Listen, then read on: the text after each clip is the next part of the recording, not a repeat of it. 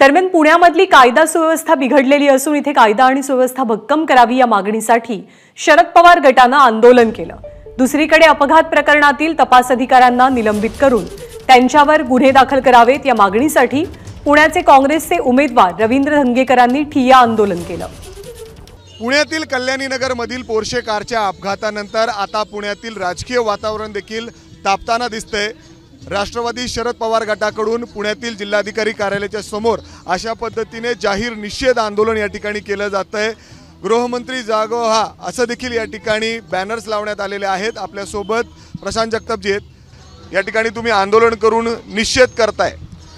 मागच्या 6 दिवसांमध्ये पुणे फक्त राज्यात नव्हे देशात नव्हे तर विदेशात सुद्धा बदनाम झालेला आहे। हे बिघडलेलं पुणे जे आहे याचं सगळं श्रेय भाजपला आणि देवेंद्रजी फडणवीस यांना जातं।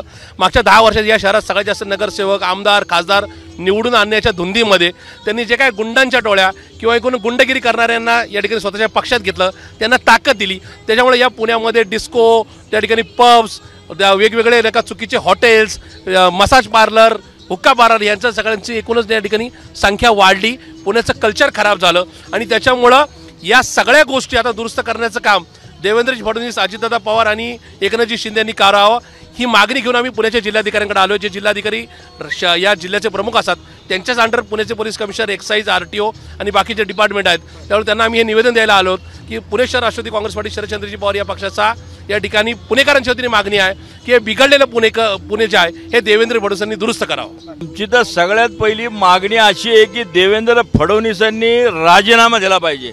हे त्यांच्या नेतृत्वाखाली भयान महाराष्ट्रात चाललंय। आज वर्षापूर्वी संत ज्ञानेश्वर तुकाराम महाराजांच्या पालख्या निघल्या, त्या वारकऱ्यांच्यावर लाठी हल्ला, मराठा आंदोलन करणाऱ्या उपोषणकर्त्यांच्यावर लाठी हल्ला आणि या गुंडांना सगळं VIP ट्रीटमेंट चालू आहे। जर आपण बघितलं तर राणेंकडून सुद्धा थेट सुप्रिया सुळेंवर देखील आरोप झालेले आहेत। सुप्रिया सुळे असतील, त्यांनी देखील आतापर्यंत यावर कुठलंही भाष्य केले नाही, किंबहुना त्यांचे काही रिलेशन्स आहेत मोठ्या मोठ्या अशा उद्योगपतींबरोबर, म्हणजे अर्थात त्यांचे काही आर्थिक संबंध आहेत असं देखील आरोप होतो। माझं नितेश राणेंना देवेंद्र फडणवीस आणि भाजपला थेट आव्हान आहे।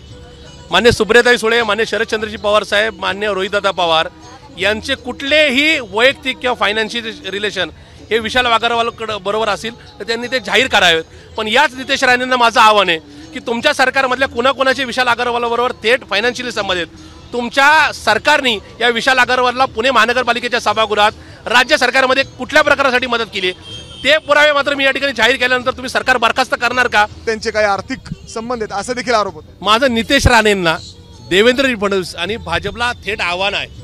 मान्य सुप्रियाताई सुळे, मान्य शरदचंद्रजी पवार साहेब, मान्य रोहितदादा पवार यांचे कुठलेही वैयक्तिक किंवा फायनान्शियल रिलेशन हे विशाल अग्रवाल बरोबर असतील तर त्यांनी ते जाहीर करावेत। पण याच नितेश राणेंना माझं आव्हान आहे की तुमच्या सरकारमधल्या कुणाकुणाचे विशाल अग्रवाल बरोबर थेट फायनान्शियली संबंध आहेत, तुमच्या सरकारने या विशाल अग्रवालला पुणे महानगरपालिकेच्या सभागृहात राज्य सरकारमध्ये कुठल्या प्रकारासाठी मदत केली ते पुरावे मात्र मी या ठिकाणी जाहीर केल्यानंतर तुम्ही सरकार बरखास्त करणार का? संबंधित मंत्र्यांचे राजीनामे मागणार का? या संदर्भातलं आव्हान माझं प्रशांत जगतापचं स्वीकारावं, अन्यथा राज्याची आणि पवार कुटुंबाची निश्चित माफी मागावी।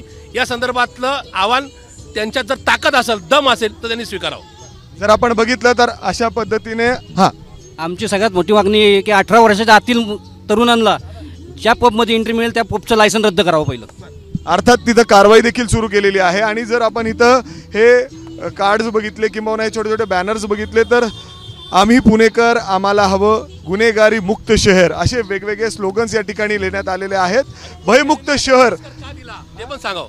भगतसिंग कोश्यारी या राज्याचे राज्यपाल असताना त्यांनी या विशाल अग्रवालला अटल पुरस्कार का दिला, जो अटल पुरस्कार भाजपचा पुरस्कार म्हणून ओळखला जातो, ते सुद्धा या ठिकाणी भाजपच्या नेत्यांनी जाहीर करावं।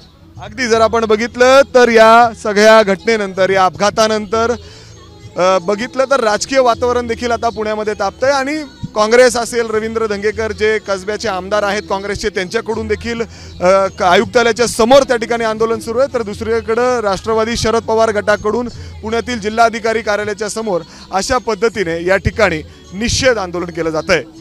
कॅमेरामॅन राजेश बिडकरसह मी मिकी घेई, ABP माझा पुणे। ABP माझा, उघडा डोळे बघा नीट।